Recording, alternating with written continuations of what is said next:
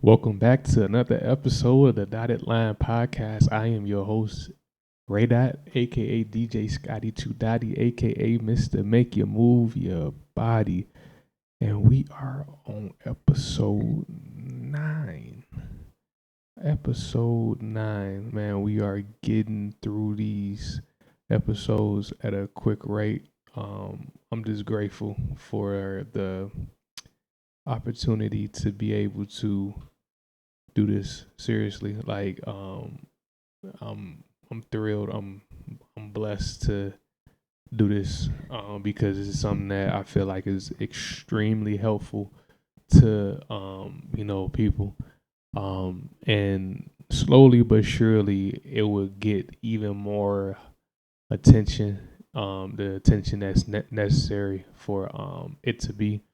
And until such time, things are just going to be how they are. And I kind of want to make a little prequel announcement about the upcoming season since we're at episode 9. I thought we was at episode 8 still, but now we are on episode 9. So what I kind of want to do is kind of compartmentalize a season into 10 episodes. So the next episode would technically be the season finale of the first season of the Dialogue podcast.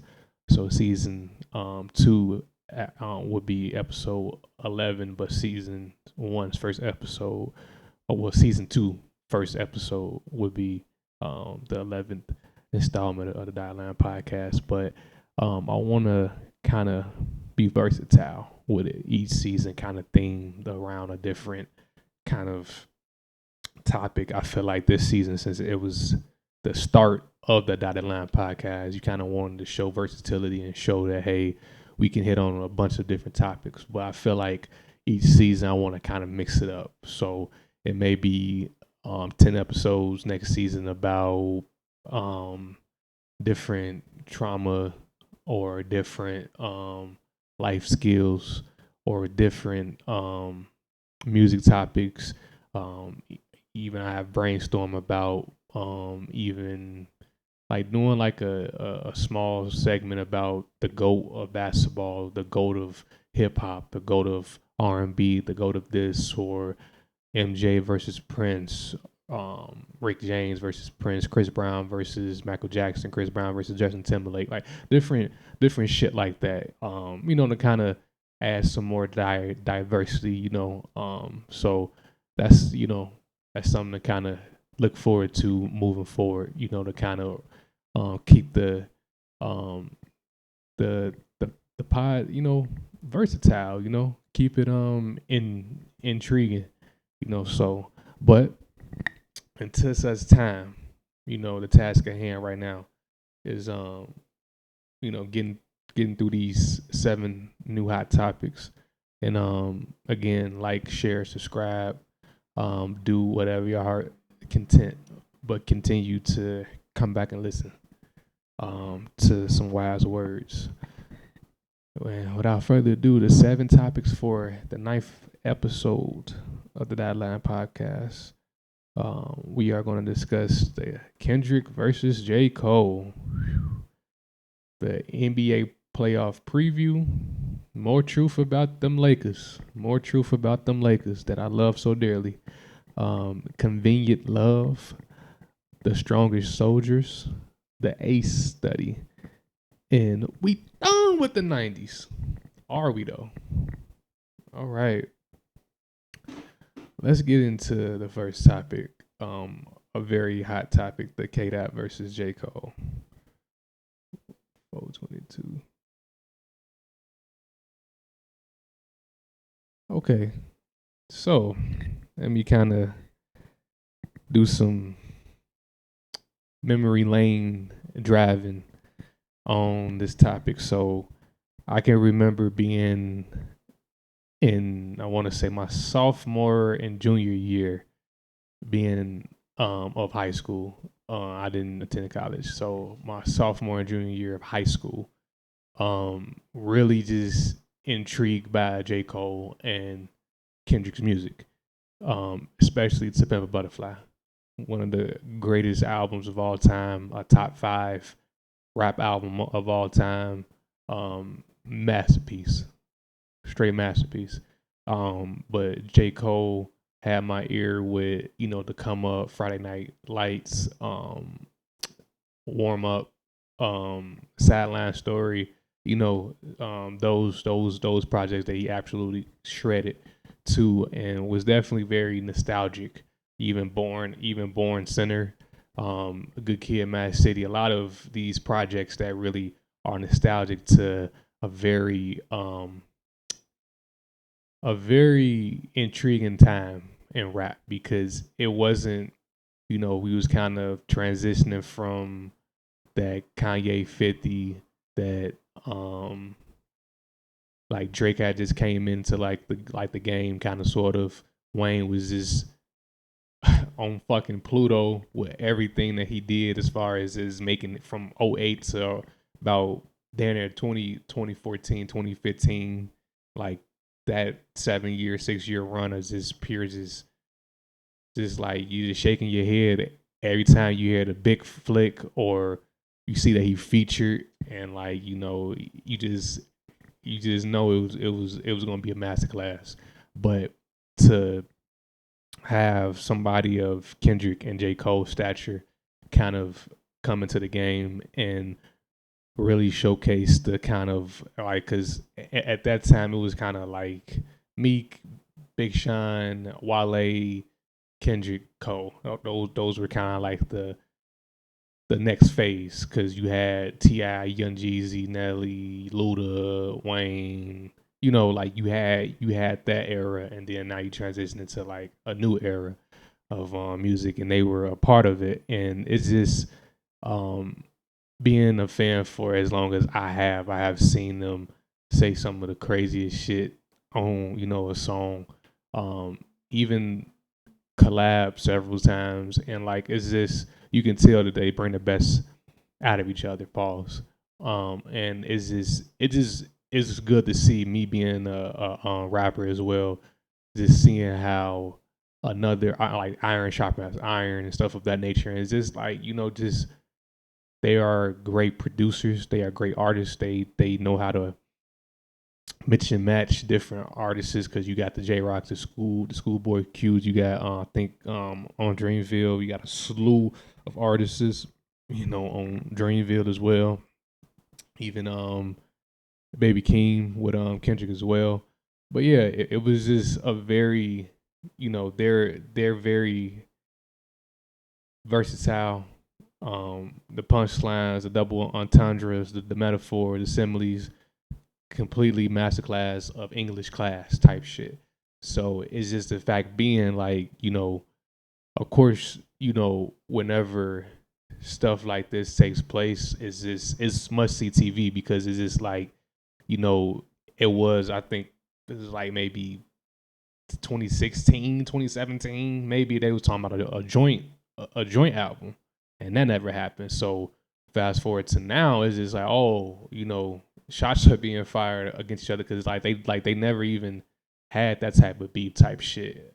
And like Kendrick had ciphers where he called out certain, the Meek Mills and different artists, and then on January 28th, it was like, subtle shots. It wasn't like real, like, nah, like, I'm a name a song, and how, like, he said, fuck the big three, is this the big me? Like, nah, I'm not. Ain't no grouping. Like, I'm gonna continue to say that I'm better than y'all, and like, I'm gonna actually call you guys out in a way, like, because it was recent. It wasn't like a that's necessarily like delayed, but I feel like this is his quickest turnaround as far as just like responding to like shit. Because um I think Drake album dropped like a few months ago. So yeah, yeah, I feel like that's a real big turnaround to just respond, like, like, all right, okay, hold on, but um as far as is now, where is that, as far as like J. Cole apologizing, um because of who he is, because of his skill level as an artist, because of his profile, as far as being a public figure. Some things that you can't escape is blowback, as far as this, pause as well. Blowback as far as this, whether it's good or bad. No good or bad deed will go unpunished when you become a public figure. So the fact that even though he has morals, even though he has values, even though he's man enough to say, hey, look, hey, maybe I was, just trying to just do some shit just to do my shit, but like I can't really like go at you in that aspect. I can like say like, hey, I feel like my shit is the hottest shit out. Woo woo. But to actually like dish you as if I don't have respect for you, it's difficult for me to do that. So I get it as far as is him publicly saying, "Hey y'all, hey man, hey that's not who I am," because it's just like before the fame, before anybody can sing your song, forward and backwards, you have to, be you. Like I said before, where you are, there you are, and like the fact that he's man enough to say, "Okay, look, hey, um, this is out of my character. It's not sitting well with me. This is out of my character. Let me say something publicly to say, hey, you know, ain't like pretty much ain't no real beef, and like hey, that's not really um a route that I feel like I'm gonna continue down. And people are gonna say what they want, but you know, I respect it. Period. Point blank. Because it's hard. It's extremely hard, especially in pause, especially in their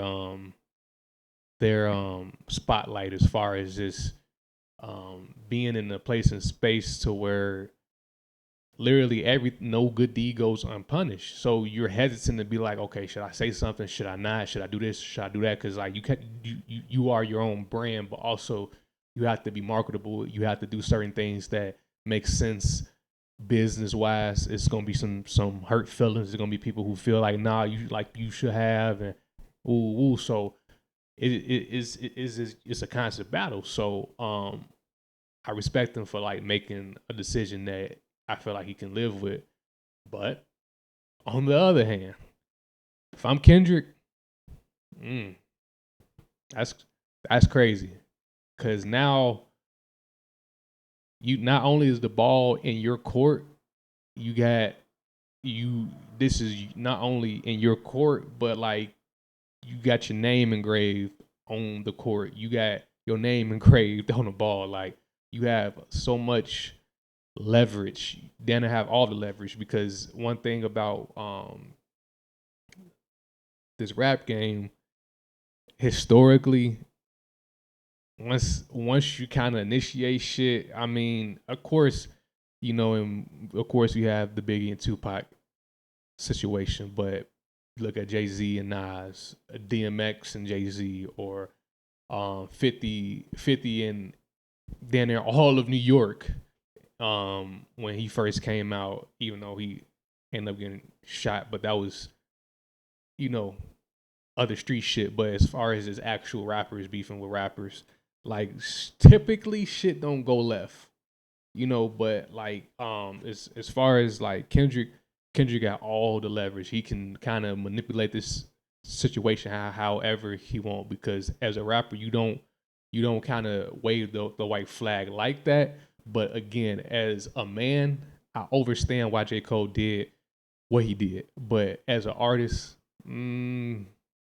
that's kind of egregious, because maybe if you was in any other genre, but this genre, yeah, it's not gonna look good for your adversary or your peers. Not necessarily like they're like beefing, but like as far as just like somebody that says something, you responded and then you apologize for responding. Um, Now you kind of got that to but I feel like J. Cole definitely weighed out that option, and I feel like he can carry the weight that he makes. So I feel like, if he feel like I'm gonna do this publicly, and I feel like he's a very smart dude. So I don't think he was just like, let me just do this and like not really be rational with it. I don't think it was in impulsive decision for him to just go on stage and say, "Hey, you know, ooh." So, but I'm curious on where this would go. And I just want to hear great music, and yeah, both of them are fucking titans, all time great to me, top 10 all time. I know that's very debatable, but to me, they're definitely top 10 all time, both of them. So, yeah, I'm looking forward to seeing how this thing plays out. All right. Oh man. Hmm. Let's go with convenient love next, cause we gon' talk about these Lakers. We gonna talk about um playoffs and stuff like that later on. But 15:55. All right, convenient love. Oh man. This is something that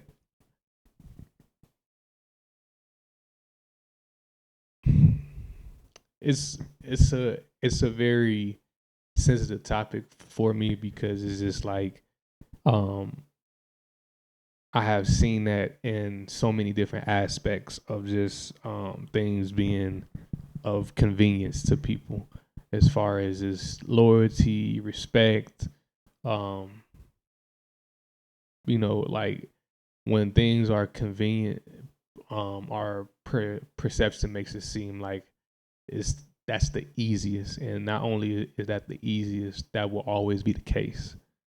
So let's say you have your favorite convenience store. You get all your stuff that you need for your house because it's the closest thing to you and it's convenient. But what if one day they up the prices? What if one day they close? Then what? And in the same aspect, I feel like when people level up, meaning raise their prices, you kind of like shit. I always, you feel me? Like I always come here, man. Woo, woo, woo. I always say this to you. I always love you like I love you. I always do this how like I always do it. And you know, things evolve, and I mentioned this, on a pod before. Things evolve. Things, you know, grow, and sometimes things close, meaning like you're closed off now. It like um meaning once these prices raise, now I know my worth. Now I know my assignment, so now it's not as convenient. And I just feel like with this convenient love, I feel like people only tolerate you when it's convenient. I feel like people only love you when it's at the peak of it being convenient, whether you live in the same household or you have this preconceived notion about who, what, why they are who they are without growing with them throughout the whole duration of their life. Because like I have said, and I would, and this would be probably a reoccurring thing. Where you are, there you are. And nobody can tell you like verbatim how a situation made you feel. Somebody, I can tell you my personal experience the best I possibly can, but only me and me by myself can really hone in to what I meant when I said, man, this was horrible. Because I feel like we kind of like overplay certain things. So now the world is so just saturated with, yeah. I remember I said this about, people saying that they're the gold and woo woo woo. I do remember saying something along those lines on the pod. Things get saturated. So it's just the fact being like, um, love can be the same way. When people think it's just convenient. Like I feel like the love that I give to people that I love dearly, or people that mean that sit on top of like this heart, um, is so versatile. It's daily updating. It's daily getting um checked on. It's daily getting like work done to it because people grow every single day. It's, I feel like in this era, it's a rapid pace of growth. It's abnormal. It's the era of a growth spurt for just people's perception. People got a low attention span. People flock to different things to feel validated and do things that is just out of this world to feel validated. Because it's convenient. So same thing with love. People would jump out the window when like you cut them off because you're no longer convenient, to manipulate or lie or control their narrative. And I just feel like, the best way to kind of um, weed out people who are convenient lovers, or just really set the bar high for yourself as far as if you want to get you a car, you want to start a family, get a house, um, the white picket fence, the quintessential American dream. If you want to do that, then I just feel as if it's going to come with some people being exposed, and like I feel like it kind of lets you know when life really starts, if that makes sense. Like, yeah, you can feel like, some people have an upbringing where they become adults and they have this great deal of responsibility at such a young age when they're still figuring things out. But I feel like even people who go through the worst in that aspect, once they graduate, once God get them their cap and gown and hand them their life lesson diploma, and they graduate from that struggle, and then they go right in literally with the same cap and gown, they sit down in the new classroom to learn this new life lesson. Um, and I feel like if that next life lesson is okay, let me work on myself in a sense that um now I have some experience of what struggle looks like, or I have some experience on what XYZ looks like. Let me regroup. Let me plan, plot, strategize, and really work on me. And that may not look like what it did when I was going through this life lesson. So some people are not going to be at the table to help you get through this life lesson, or get you through this life lesson and go through the next phase. And I feel like it's crazy how you can go through life and literally that's how things are, because as you grow, you know things around you should too. So never let your growth scare you in that aspect, because you don't want people who conveniently love you, only love you because you're a addict, only love you because the things that you do for them solely financially, or solely, you know I feel like it should be a totality effort of just really loving somebody. Like I said, it's the versatility of my love for like people is crazy, because it's just like I feel like a lot of people, and I'm gonna kind of talk about that. Probably, yeah, I'm gonna talk about the A study in the next topic. I kind of um showcase what that is, but yeah, I feel like because of how things has happened throughout people's life, they don't feel like that's like an issue or don't notice it. But I feel like the best way to do is to challenge yourself to grow, as far as like finding who are the convenient lovers. Grow, do like really do something only you feel like only you would probably benefit the most from when it's all said and done. I feel like that's a way to expose people who are convenient lovers, and just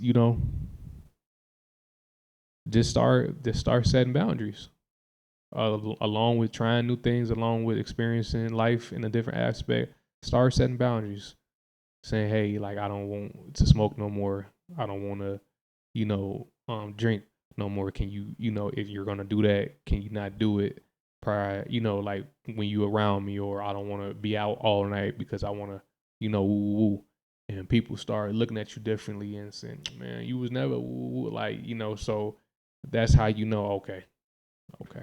I mean, and I'm not saying like people not gonna joke, but like once you start seeing like concrete, like damn, for real, like is is something that you not gonna like second guess. It's gonna be real red handed, like, oh, okay, cool.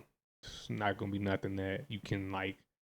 Nah, it's not. It's not. It's not like that. But that's how I feel about convenient love. Moving on to the A study. 2551.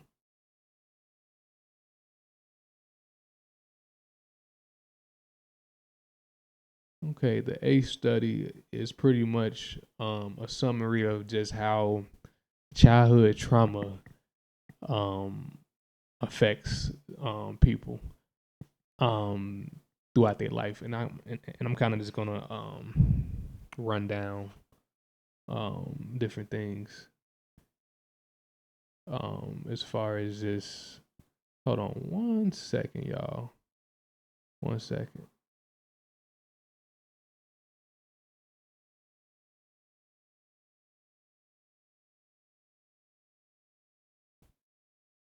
Um, the A study, right? Hold on, I had to take care of some business real quick, but no, back to the task at hand. The A study, as far as just different things that causes childhood trauma, and then as you grow throughout life, these are some things that can possibly happen. You can die early, disease and disability, social problems, adoption of health and risk behavior, social, emotional, and cognitive impairment, disruptive neural development, adverse childhood experience, social conditions, and local context, generational embodiment, historical trauma. So, um, different things of that nature. Um,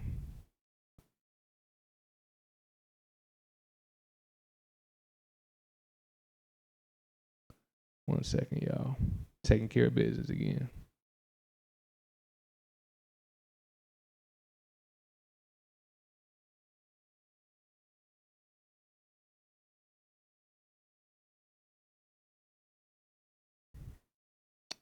Um, so I just feel as if, with all of that being said, I feel like the biggest thing with um the biggest thing with having childhood trauma, I feel as if, with that being said, you form different coping mechanisms, you form different things that hinder different relationship developments. It can hinder everything pretty much, as far as this, um, you know, just every interaction, how you perceive life. Like you like that's your correctional facility title. Because like I said, we are prisoners of our own perception. But when you can put a title on it, as far as this, okay, um, my perception is attributed to my childhood trauma, then you kind of labeling the correctional facility mentally that you are in. And I just feel as if that can really be detrimental if it goes unchecked, because it's just the fact of the matter, um being, um as you get older, things people are not going to excuse, um even though that is justifiable. is logical, you know, in a sense, it's logical. Um, in some cases, it can be honest, you know, saying, "Hey, man, you know, it's because I seen some shit growing up, or I was assaulted as a child." Over, over, overstand every single bit of that. Pause. But I feel as if once you get to a certain age where, like for example, take a kid who's a orphan, right? And but like before I say this, I know this is gonna vary from person to person, but I'm just saying how it's been romanticized, and from most cases that we hear about, even if it's not romanticized on like a movie or a book or something like that. In most cases, let's just say you take a orphan, right? They've been in group home to group home to group home to group home, but they finally find that right family. You know, they were abandoned as a child, or they grew up around toxicity, and now they have it to where um you know they're in a place and space to where there's love there. There's, you know, love, there's chemistry, there's stuff that you know is valid, but they still have a hard time adjusting. You know, it wouldn't necessarily be their fault, but um I feel as if the reassurance in that new environment, for the most part, should help the perception that that child's have of just what love is.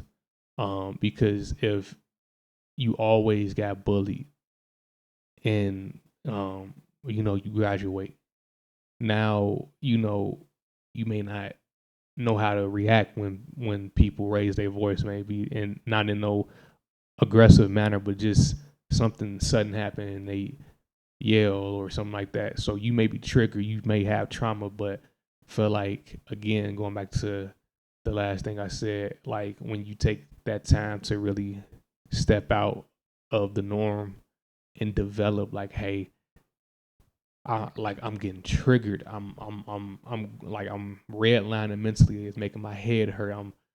I'm pacing back and forth. I can't get it my thoughts through, because like when like we mad, like everything don't make sense and we get offended easily. So imagine that shit overly stimulated for years upon years upon years upon years upon years upon years.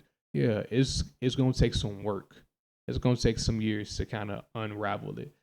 But once you start stacking days, once people start showing you, hey, look, man, or hey, look, lady, like I'm not here to hurt you. I'm just here to just give you what you never gotten. Like you told me your story, okay, I'm gonna be the exact opposite of what you have been accustomed to. And that can be at a job, that can be in a relationship, that can be in a friendship, that can be in anything. And I just feel like the ACE study is just a good measuring tool to let people know, like, this is what can happen if it, you know, if this goes untreated, if you don't seek help, you know. And like I said on the pod before, you know, I have a, you know, a therapist and stuff of that nature. Like my mental health days were Thursdays, now is Wednesdays, because he switched buildings. But it's just the fact being like you need somebody to talk to. Like in this era,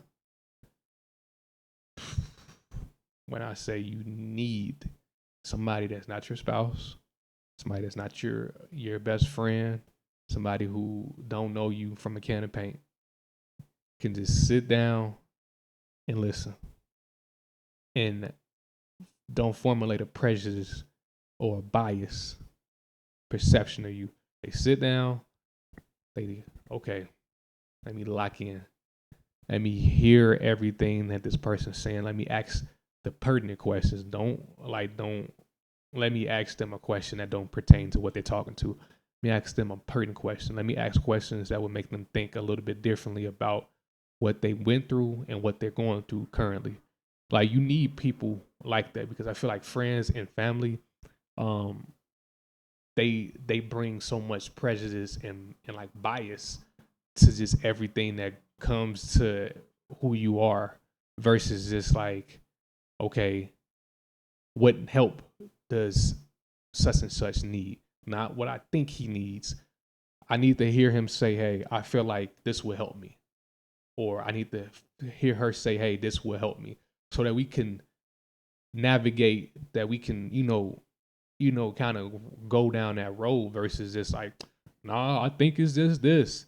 I think it's just that. Like without asking, hey, what's going on, and actually really care to understand, not that's care to just listen to like respond or this and the third, like actually care to understand what's going on, because things can get messy, things can get tricky, things can get how like they are.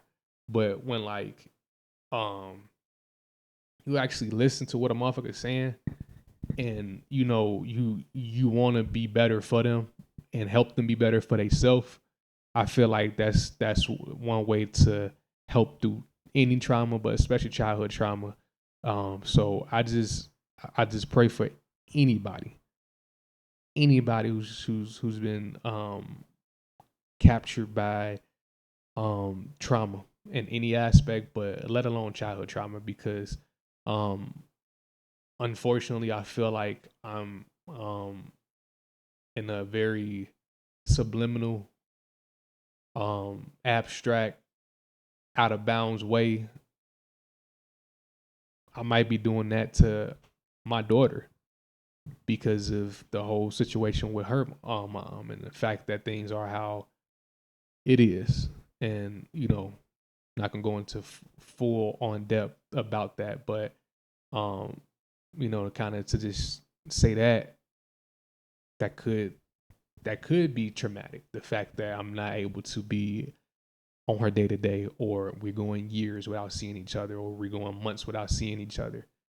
Yeah, that's traumatic because you don't have no chemistry. You don't have no nothing. There's no foundation there. And like we just know that we look alike and we have mannerisms.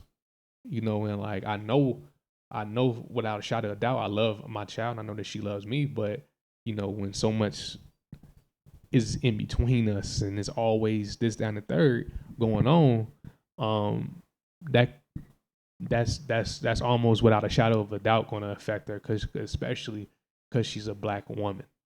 She will become a black woman and stuff of that nature.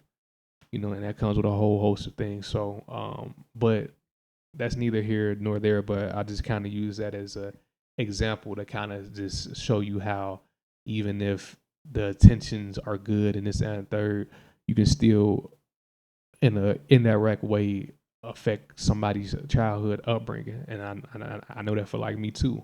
Seeing some shit growing up with family that you know hunted me for up until like a certain point recently. But again, to kind of pivot to the next topic, to kind of end that as far as just seeking help and just also knowing that you're gonna reach a certain age where nobody's gonna give a fuck about what you went through. Not to sound insensitive, but it's really gonna be that, because trauma, struggle, hard times is versatile. It's very uniform in a sense.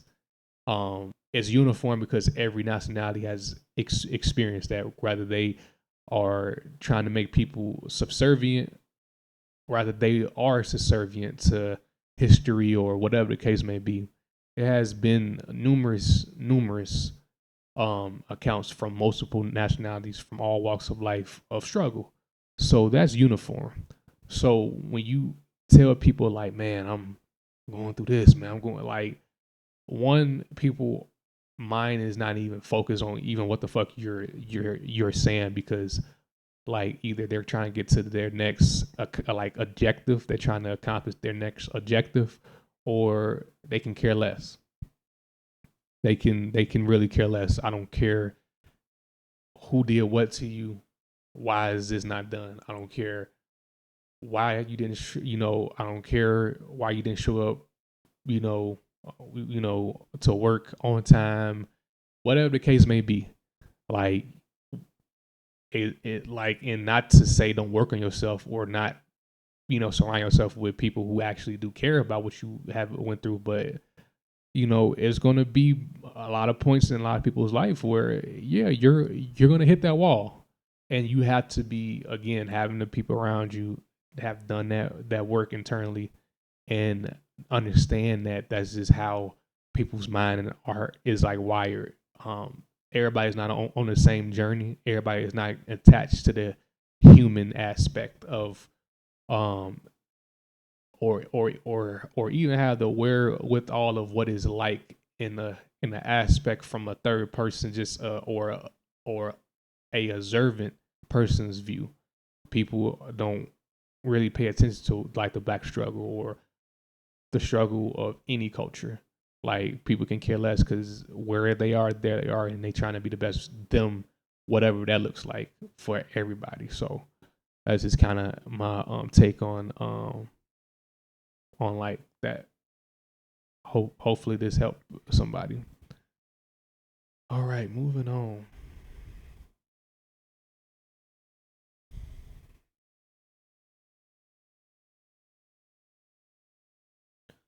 One second, business at hand again.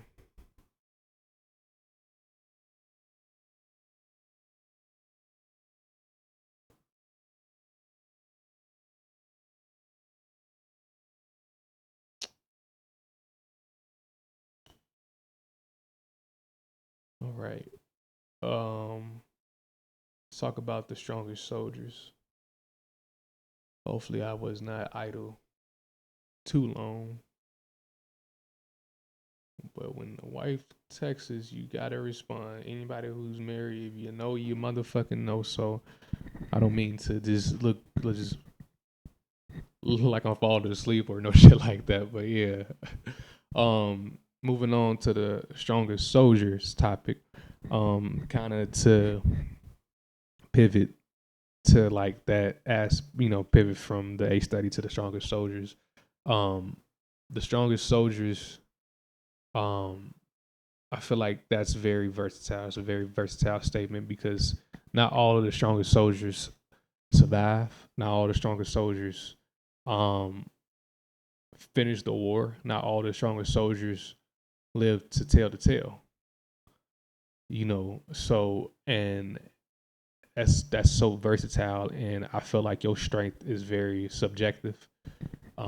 People can say, "Oh, you didn't experience nothing through life. You don't know what XYZ is, struggle looks like, or well, this and that third." And I feel like God um, is so like versatile with how He structures everybody's path. So me being in the logistics world again, and me being a driver, seeing how everybody route may look the same, but it's totally different. It's in a totally different area. But some things may be uniform as far as it's multiple stops or X, Y, Z. But the fact of the matter is, every driver is different. Everything works different. But that don't mean because I can do 1,000 stops and you can only do 500. Your 500 might be equivalent time wise to my 1,000 stops. That don't mean that you're not a bad that you're not a good or bad driver. You just that is how like your route is routed.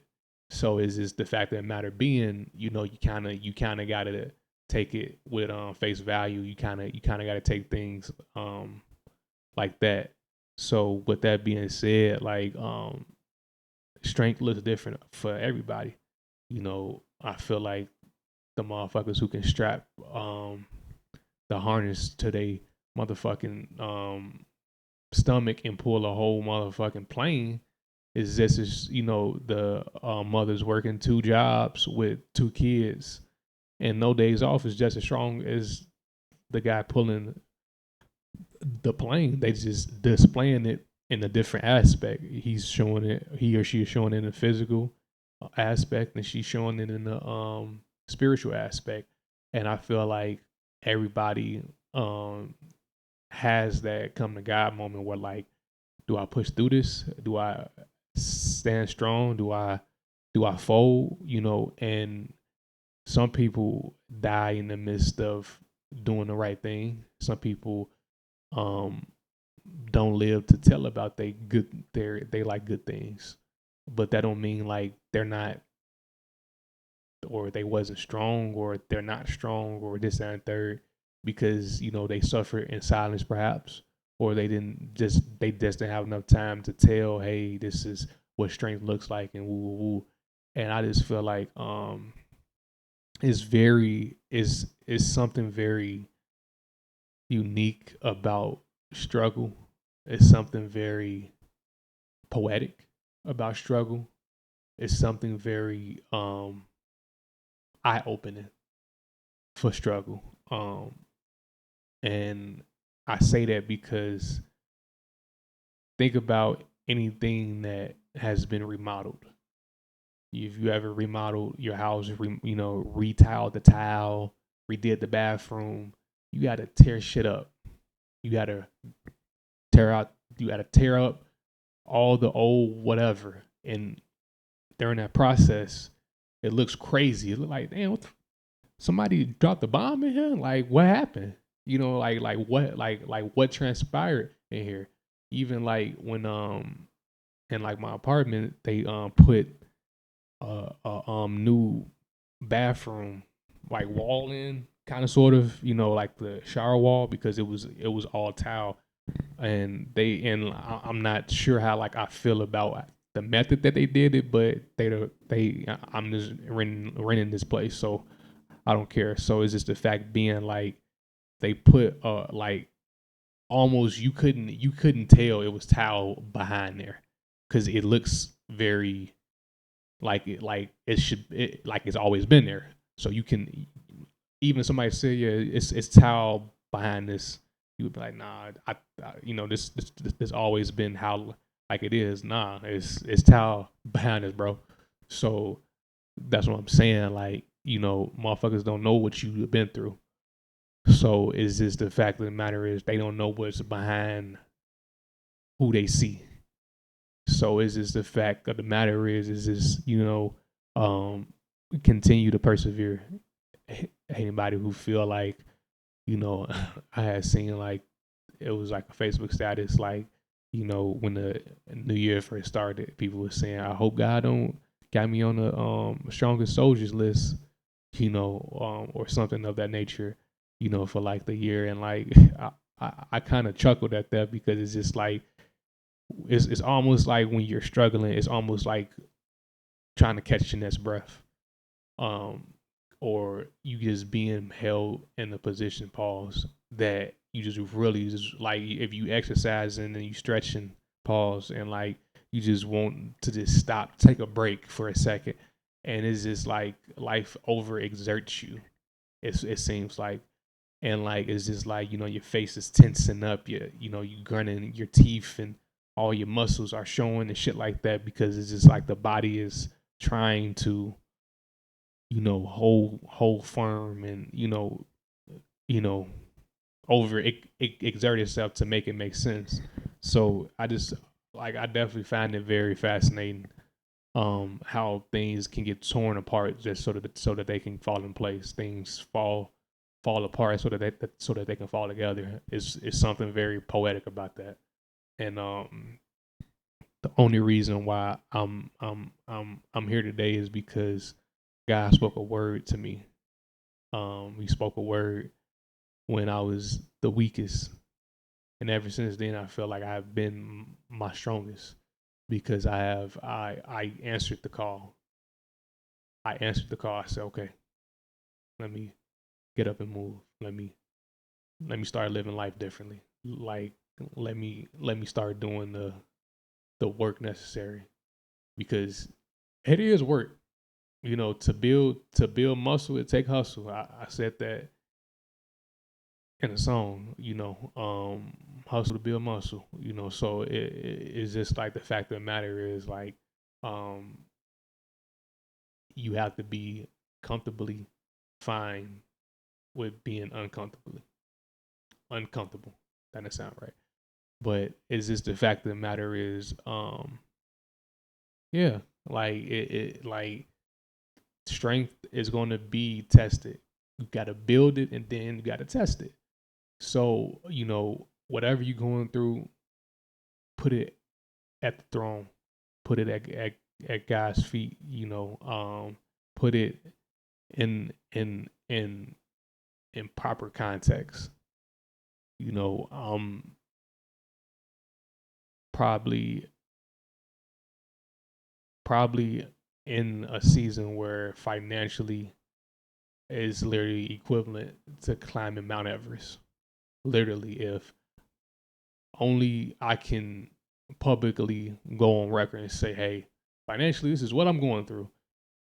To kind of give you an aspect, it's equivalent to paying money, flying, taking a flight, buying all the equipment, and trying to climb Mount Everest, seeing, hey, this is all the risks. This is how many people died. You okay, okay. Like you just still. That's how like it feels right now, and like you're climbing and now you're just like, yo, what the fuck did I sign up myself for?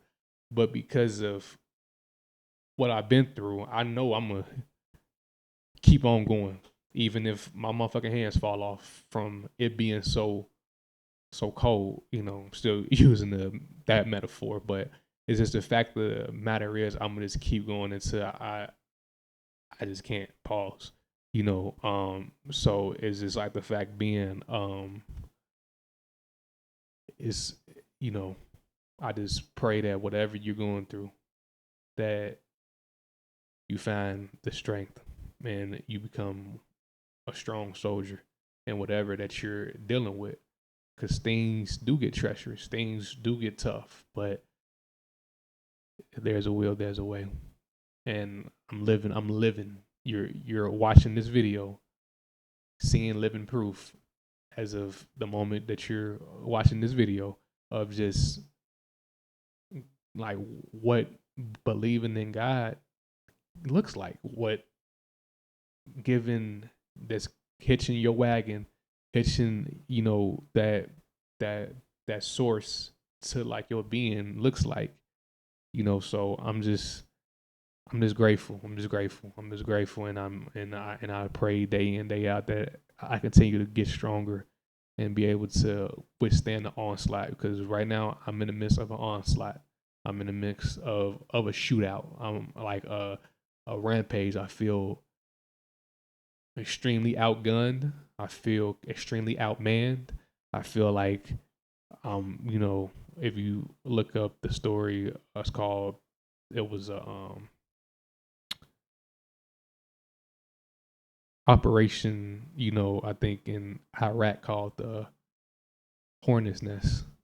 Like it was that was the operation name. It was I don't necessarily know like the full details, but it's just the fact being like it was a team that got ambushed and like a lot of them didn't survive. I think Lone Survivor is based on that with Mark Wahlberg. I believe, if I'm not mistaken, that's based off of that operation. And like just yeah, just really you know being in the Hornets Nest, being just really outgunned, outmaneuvered.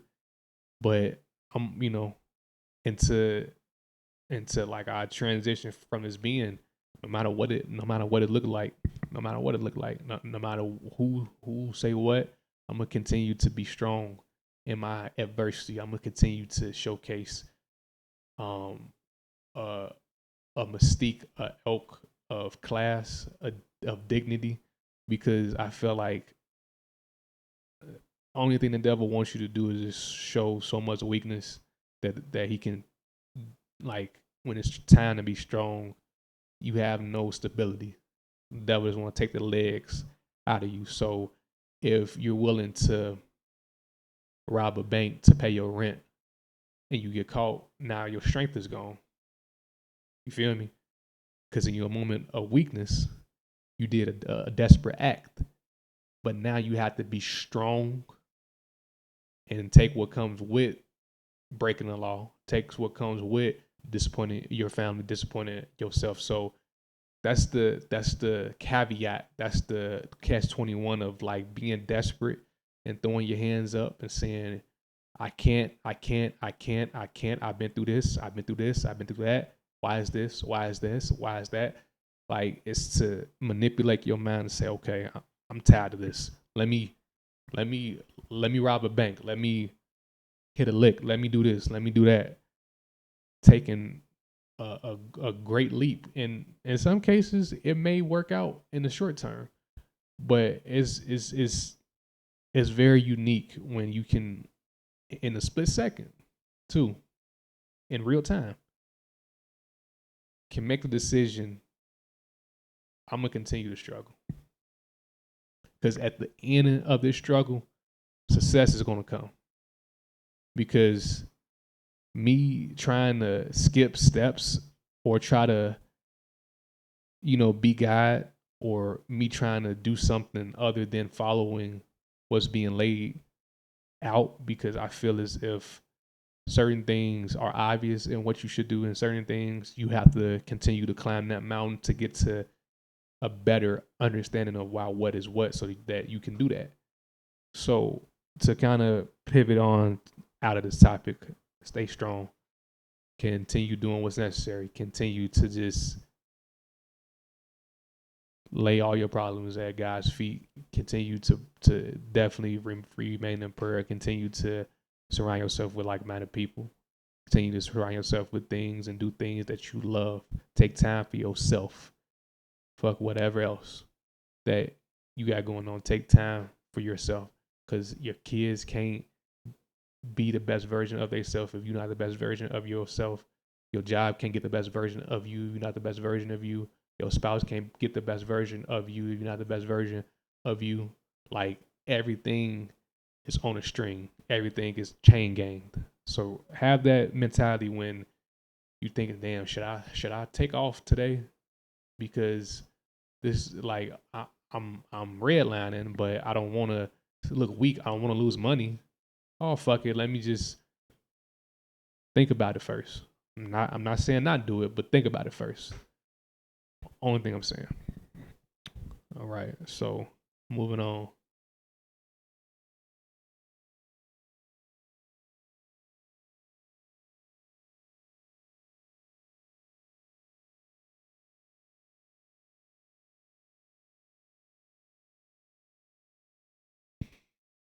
1 second, y'all. Perks of being married. Perks of being married.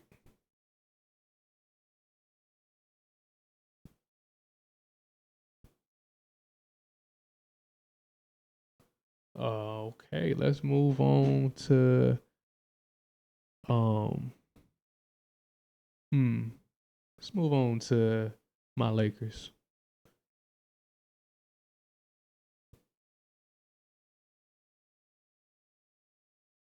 Right. Let's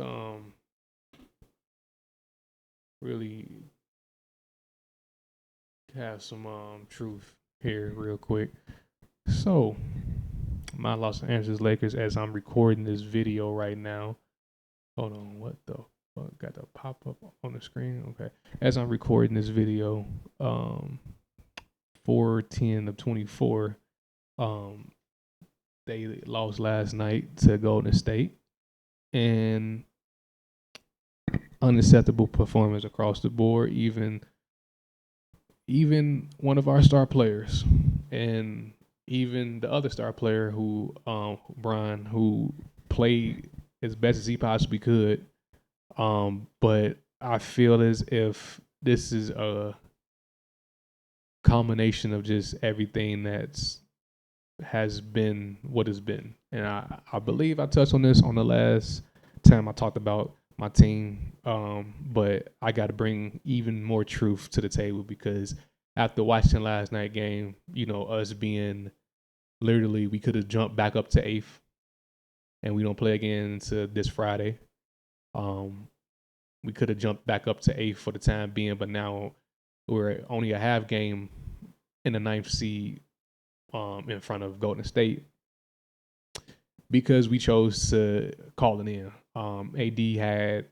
He was nauseous and his head was hurting. What? Like that? Like I feel as if, and don't get me wrong, I'm not saying just not take care of yourself. I'm not saying not do that, but it's a luxury. It is. It's a luxury to be a walking Hall of Famer. It's a luxury to no matter what. I don't care if he wins another title ever again in his career. He's a Hall of Famer. Probably gonna have his number. More than likely gonna have his number retired by the Lakers. Same thing with Brian. Brian is top 5 ever. To a lot of people, he is the GOAT. So I mean, in the aspect, what are we really playing for each and every season? Like, what's the motivation? Because I feel like last night was just a prime example of just like you're not playing for this brand. You can't be like you can't nothing that you say can make that make sense as far as yes I'm playing for the Lakers organization. I'm playing for just everything that is the Los Angeles Lakers as far as this I just love the fact that, so much history is this and that third. Nah. Cause if you were, there's no way you let Golden State set a season high as far as threes made. Like, let me let me let me actually pull up how many threes that they made to kind of put this in proper context so that I'm not over exaggerating. Let me. So last night in their 134-120 win, the Golden State Warriors they hit 26 to our 12 3-pointers. Shot 63% as a team from three. They shot higher from three than they did from the field. Like crazy efficiency, shooting 63%, making 63 of your percents from anywhere, let alone three, is crazy.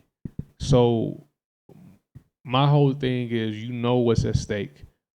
One of your superstars, Melanin, use one of his unlimited sick days, and then you got Brian out there by himself, damn near, because nobody else wants to really seize the moment. But I say, I kind of hinted like, some of this is on Brian too, pause, as far as this establishing like that culture.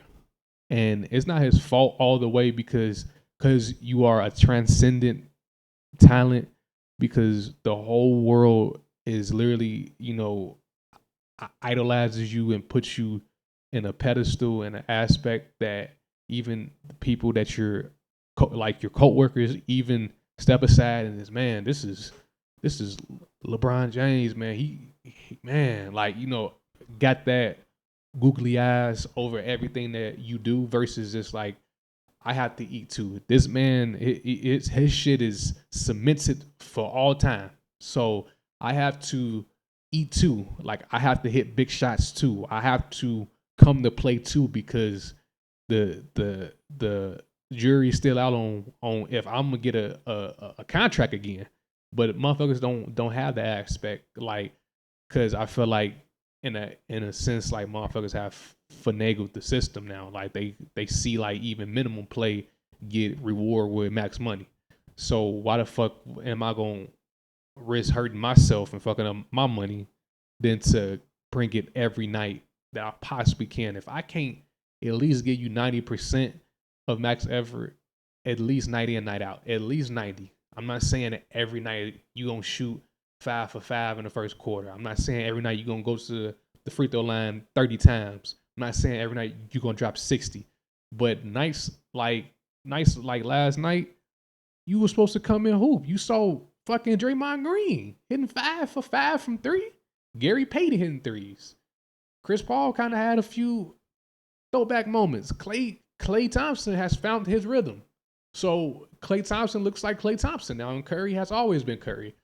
So what's stopping them? What's stopping them from like, okay, we kind of undersized, pause.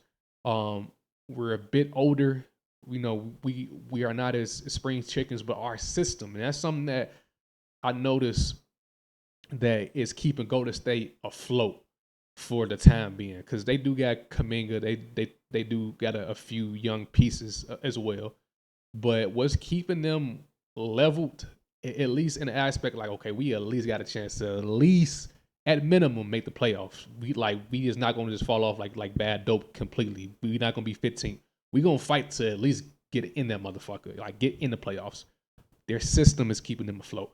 Like the fact that Brian has a podcast now, and because I'm such a nerd, and because I try to be a sponge of knowledge, all the plays him and JJ Redick be talking about, the Lakers don't really run them, or if they do, it's very poorly ran. It's not like they're getting into like if, let's just say, Jackson Hayes or whoever is setting a pick, Taurean Prince, he's setting a pick. He's not setting it as hard as he possibly can. He kind of like, and you might get called for a moving screen, or when you go into like, getting a long rebound or just any rebound, it's just, instead of you like wrapping your arm around your man, boxing him out, is this, late closeout? Is this no? It's just no effort. Late closeouts, late rotations, getting killed by screens. Is this different hustle and just effort categories that you just failing on? Because look, take Denver for like example. I can live with if we're switching on everything. If once a play is developed and is starting and there's nothing that you can do about but let it play out and try to just defend the best you can. And let's say you're going against Golden State. If Murray and Jokic is in the 2-man game, if you get killed by the screen, but you able to get your hand up to contest and Murray's still not down in the shot, okay, fuck it. I mean, he like that. Okay, cool. Or if you're doubling Jokic and he passes to the cutting Aaron Gordon, he passes to KCP on a curl cut, or on a slot cut. Okay, and I switched back, and I almost blocked his shit, but he made a crazy adjustment and he finished. Okay, cool. Fuck it. Damn, that's fuck. Okay, cool. But when you just like play starting and you just getting killed by the split screen, you're not fighting over the split screen. You're not fighting over. You're not balancing the weak side. You're not getting back to like your man during closeout. You're not boxing out. Shit like that. Like you can like one thing about a team sport, you really can't hide shit, especially like that. Like the flow of the game makes it impossible for you to hide shit.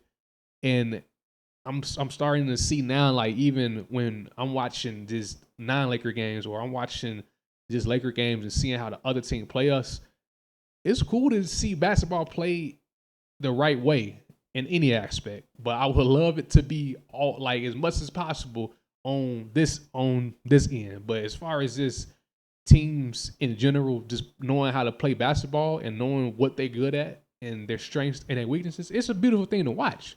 But it's just the fact of being like again, this is a worldwide synonymous brand. You can't this in one of the biggest markets in the world, if not the biggest sports market in the world. They have a slew from college to pros to even high schools, a slew of coverage. The top of the line, creme de la creme, upper echelon of coverage. Spotlight is on you 25/8. Like, I feel like literally if you're going to play for any LA team, but especially the Lakers, you have to ask yourself, damn, like, okay, am I really mentally ready for that? Like, because this is not like a Charlotte. This is not a Detroit. This is not Orlando. Teams that got no to very little, championship experience, or is this they're in like a loop? They're firing and hiring coaches. They're firing and hiring GMs. Ownership been pressed to sell, or they didn't had a scandal, or they did like it's not really like that in L.A. The Buss family has owned it since the early '70s. So it's just like the fact of the matter is just like Lakers have a elk that they have to abide by. So I just feel as if, again, I said this on the first time I talked about like my team, and whenever their season's in, I'm gonna do a recap, and I'm gonna probably say this again. Um, this era of Laker basketball, I feel like it's unacceptable because of the fact being like it's literally like you can see Brian is doing his farewell tour in a sense. He's doing it in a sense that, okay, look, I'm gonna leave no stone unturned. I'm gonna play for one of the, if not the greatest teams to ever exist in the Lakers. This is the best team in my sport historically, from players, and tied with Boston for titles. So as far as this, like, he probably thought, okay, shit, I want to be unequivocally attached to greatness across the board, which is cool. I fuck with that. So is this the fact being like now he's in his mode where shit, I'm doing side missions. If I win a title or if I don't win a title, I'm cool. I'm the GOAT to motherfuckers. Like legit the greatest to ever do this shit to a slew of people. I'm top five regardless. Like regardless of who you name. Like the other four, you have to include me too. Period. Whoever the other four are, you have to throw me in that mix. So yeah, Brown is doing side missions now, man. So he's not going to red line. This is not the Miami Brian. He can show definitely flashes, but he's not finna be downhill every game. He's not finna be really initiating and putting pressure, pause on the D all the time, being downhill or in the half court is a pick and roll, and like he gonna turn that corner with momentum like never seen. He's not gonna always do that now because he's fucking 40 damn near. Like why the fuck do we have to do that still? So he's not in that mode of like, man, like I need to submit my legacy. I need to do this and the third. Like is this shit like I'm doing side missions. I'm like when it's all said and done, motherfuckers not even gonna mention a Jordan, a Kobe, a Shaq, a Duncan, a Bird, a Magic, because shit, man, I'm all time leading scorer ever. I'm gonna put this motherfucker so high, gonna need the Air Force to find that motherfucker. You feel me? So he's just doing side missions. He's not really focused on, okay, let me build this team in a sense of like let me continue this legacy because he won one. My job here is done. Technically, I didn't got y'all 17 title. We tied with Boston. Y'all welcome. Go ahead and retire my number. Probably build me a statue too. Ooh. So he's playing with house money. And then with AD, I feel like more with AD than Brian. I just feel it in the sense of like he has more of the weight pause of like the team because Brian probably got next season, and if he continue to play out the next season, I'd be shocked because I want to say his contract is over next season or he got a player option, so he could become a free agent even after this season. But wherever he plays, if he chooses to go or leave, I don't see him playing like another 5 years. That'd be crazy if he's still playing 5 years from now still. So AD, this is your team, gang. This is your team. Right, wrong, good, bad. This is your team, and like you have to bring it. You you have to be that guy, and like he showed very small flashes of it, but like I said, he's an all-time great defensively. Like there's no question about that. Especially after last year's playoff run to the conference finals, there's no question he's a defensive specialist, all-time great. Offensively, he checks in and out. He don't play like a traditional big. He's very finesse. He know how to be dominant at times, but it's here and there. Like, so I just feel like he gotta make a decision within himself too. But at the same time, like I said, he's a walking and talking Hall of Famer. There, he probably not gonna get a statue, but he definitely gonna have his number retired with us. And I mean, he's an all time great. So people have that mentality. Shit, I'm cemented. I'm good. I'm Gucci Man good. So what? So it kind of pivot from the Lakers topic back, to the last topic of the playoffs predictions and preview. Um, Forever and always Lakers. That's first and foremost. But I just want this era to really be documented in a sense of a blueprint of moving forward, what not to do with the next superstar. Because I guess Bron is a caveat in a special case, but let's say we get a Trae Young, we get a Anthony Edwards when his contract up, or we draft a next superstar. Unless motherfuckers is bringing 5 or more titles, or at least a 1 3-peat or something of that category, like I don't see a motherfucker ever having a chokehold over the organization like Bron has had in such a short window. But outside of a special case, I don't see this happening again where we're gridlock and we're pigeonholed into just. I mean, you just kind of got to go with what's the mood of our star players, and you kind of seeing the results with the D'Los and the Reeves and the Ruiz. Their growth is kind of stunted because they don't want to step on toes. They don't want to fuck up the system. Bron's system, AD's system is not the Lakers system. But this is just the era of basketball that Lakers are in. But like I said, hopefully after this era is over, they never do this shit again. I'm not gonna not be a fan, but I just hope for fans like me, we don't have to endure this shit again. So that's just how I feel about that. Moving on to the last topic. The NBA playoff preview. It's a long ass episode. All right. Oh wait, we got another topic. We done with the 90s. Actually, let me do that one, and then let me do the NBA playoff preview. We done with the 90s.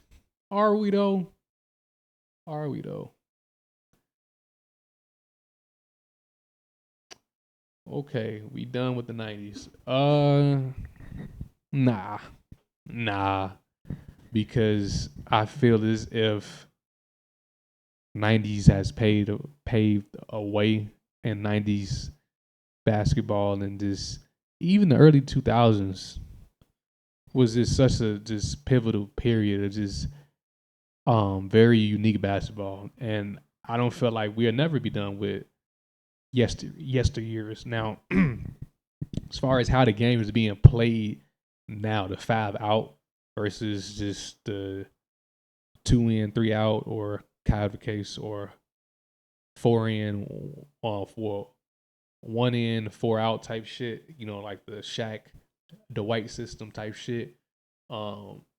It's just the fact that the matter is like, yeah, the nuances have changed, but the intangibles have changed as well.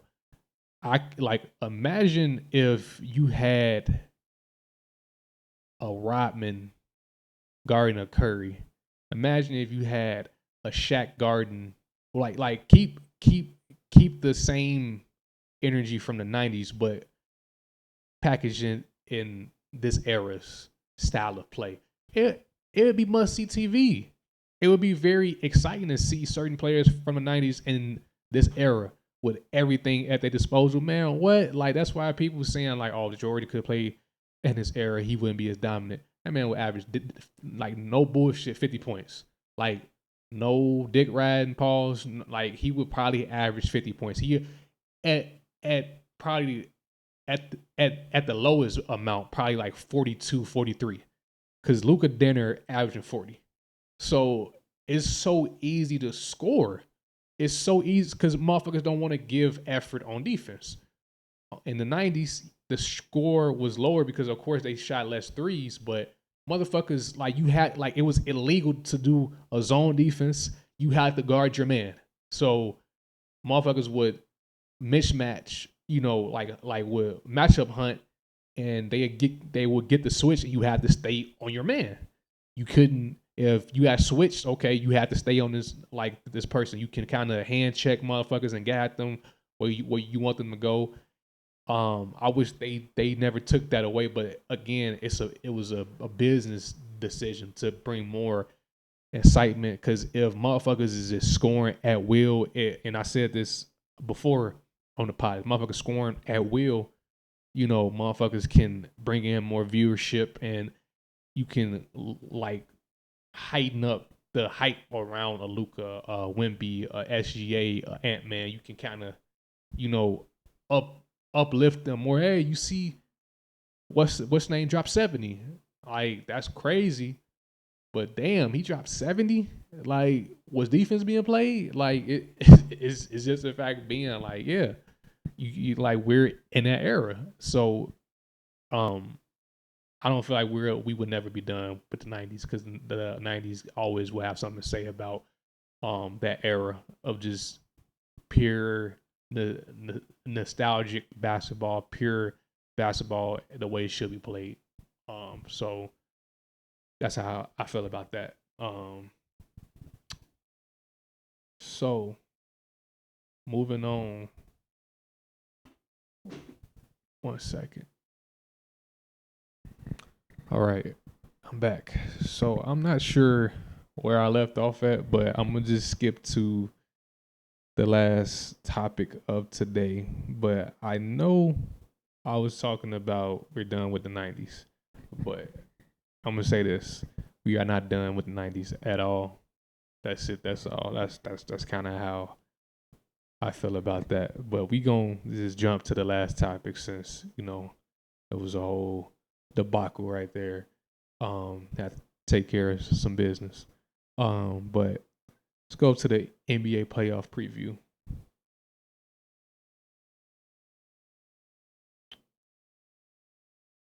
All right.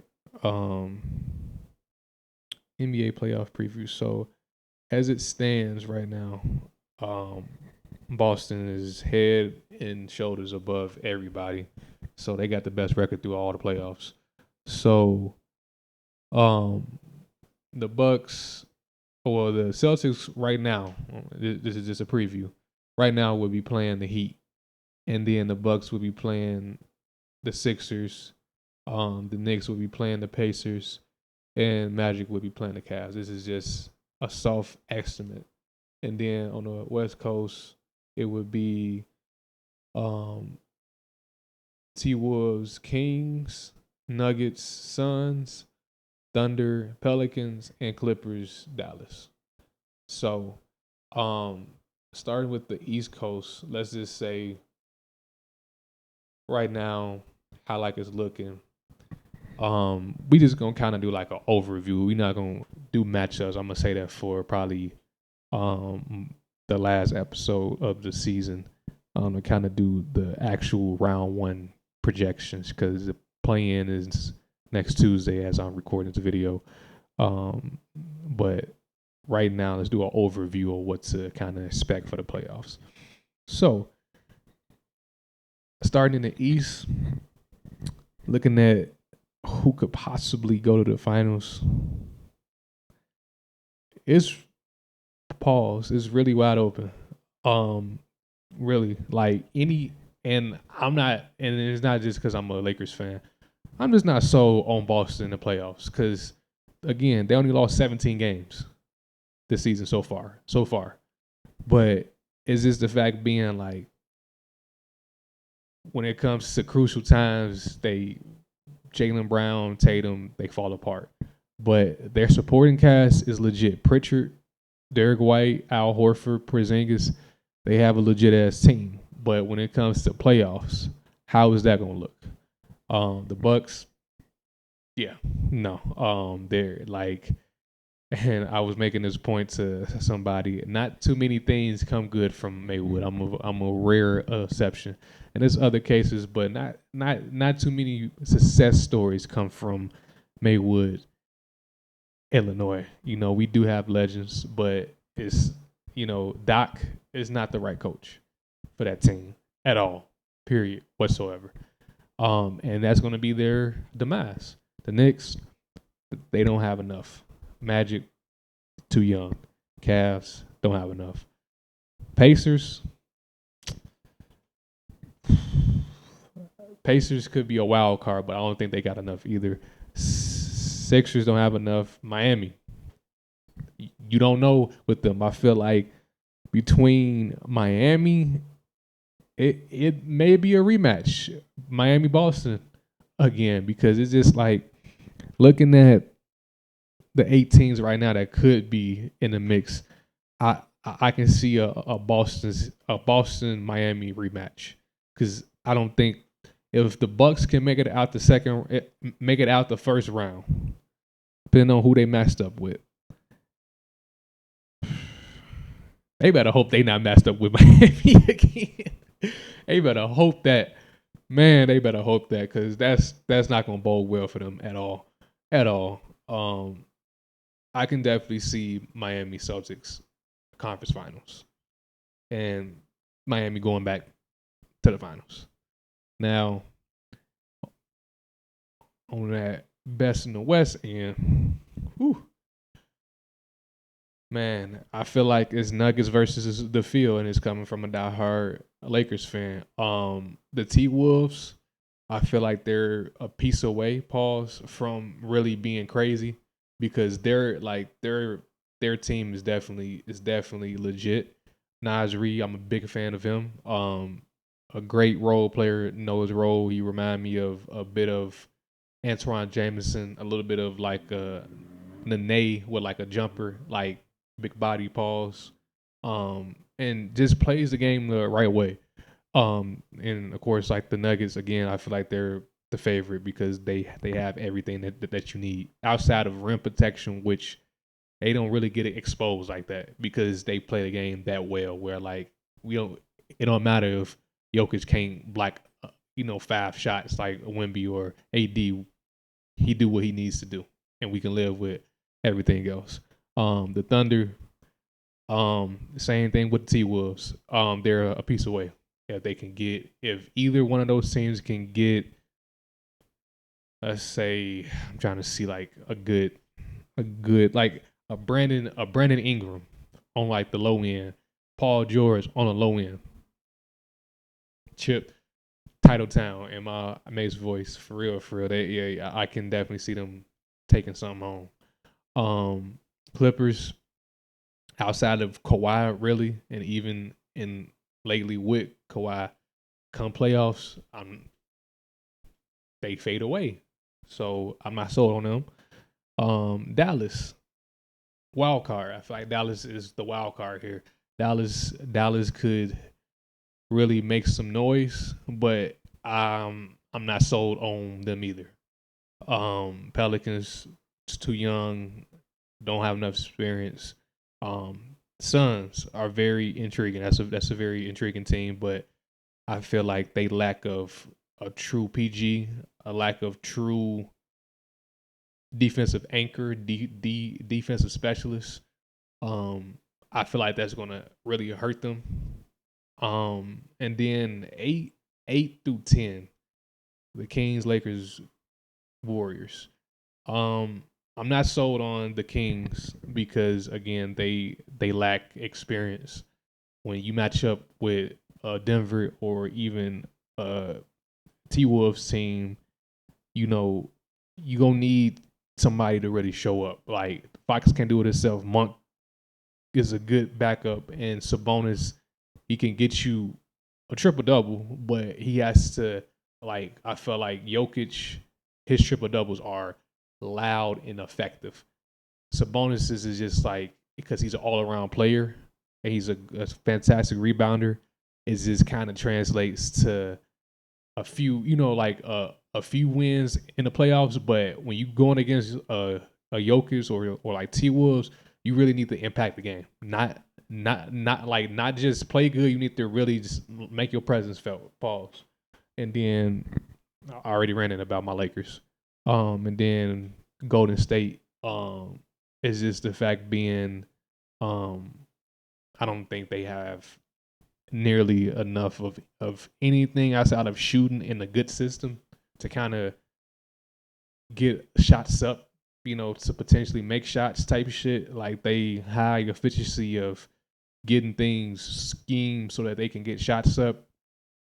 That's hit or miss literally. So, but yeah, that's kind of like my little preview to the playoffs. But um, yeah, I know we kind of had that little pause. I'm not sure how that would translate when I'm uploading, but um, yeah, I just hope that something was said on today's pod, man, to help y'all get through y'all week and bring y'all some joy and better understanding on some things. But yeah, I will continue to upload, continue to do my thing. I know this is probably the longest episode, but I feel like it was worth a listen. So if you got this far, salute you. But yeah, I just hope that you guys have an incredible week. You guys remain safe, and I will continue to do these episodes daily, and hopefully for season 2, it would be very private, very not sporadic, very versatile. Hopefully, I can start having guests on. So, because I know you guys get tired of me stuttering, but nah, for real though. I know that I will want to have guests here, so hopefully we can have that happen. But yeah, guys, until next time, make sure you guys like, subscribe, share, comment, be involved in the channel. So yeah, until next time, y'all. This is Ray Dot, aka DJ Scotty 2 Dotty, aka Mr. Make You Move Your Body, signing off. Peace.